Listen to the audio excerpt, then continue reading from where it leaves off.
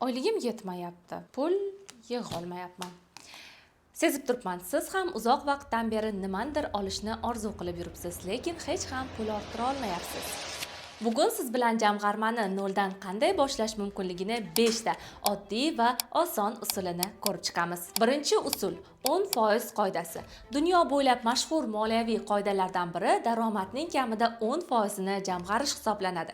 Masalan, agar oyligingiz 5 million so'm bo'lsa, 500 ming so'mni jamg'armaga ajratasiz. Bu bir oyda katta summa bo'lib ko'rinmasligi mumkin, lekin bir yilda bu 6 million so'm bo'ladi. Agar 10% sizga qiyinlik qiladigan bo'lsa, 5%, hattoki 3% bilan ham boshlash mumkin. Muhimi boshlash va uni odatga aylantirish. Ikkinchi usul jamg'armani birinchi o'ringa qo'yish. Ko'pchilikning eng katta xatosi jamg'armani oxirgi qolgan pullaridan qo'yishga harakat qiladi. Pul keladi, xarajatlar qilinadi, odatda, ya'ni oxirida jamg'arma uchun hech qanday pul qolmaydi. Chunki inson ehtiyojlari cheksiz. Shuning uchun ham professional yondashuv pul tushdi, avval jamg'arma, keyin esa xarajatlar.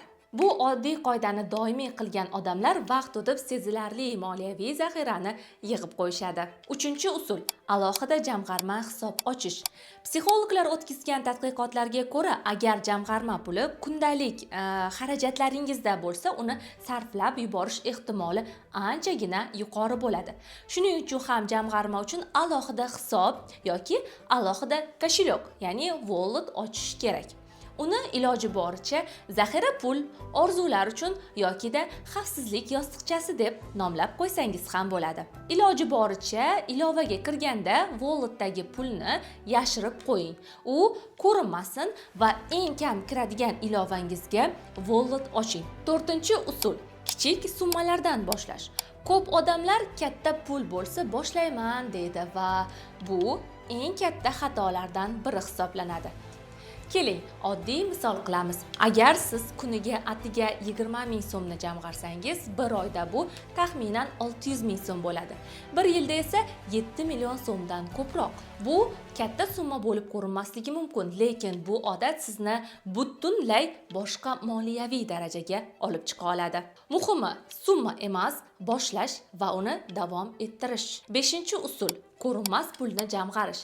Bizda ba'zi pullar bor, lekin ularni ba'zida kutmaymiz. Ya'ni bular cashback, qaytim va chegirmadan qolgan pullar va asosan mayda xarajatlar hisobidan tejab qolingan pullar ham bunga kiradi. Agar shu pullarni avtomatik ravishda jamg'armaga o'tkazsangiz, biz sezmay turib ham jamg'armani yig'ishni boshlaymiz. Eng katta xato keyin boshlayman deyish. Amalda jamg'arma boshlamagan odam katta pul kelganda ham uni jamg'armaydi. Shuning uchun eng to'g'ri qoida bu kam bo'lsa ham bugun boshlash. Sizga esa 3 muhim topshiriq. Ungacha videoga like bosib, kanalga obuna bo'lishni unutmang. Birinchisi, nima uchun pul jamg'arishni bugun o'ylab ko'ring va o'zingizga aniq bitta maqsadni qo'ying. Ikkinchisi, jamg'arma uchun alohida hisob yoki alohida kошелек oching. Davr Mobile 2.0 ilovasida esa eng tez va ishonchli kошелек ochilishini ham sizga eslatib o'tmoqchiman. Uchinchisi, hozirning o'zida kichkina summa bo'lsa ham birinchi pulni qo'ying.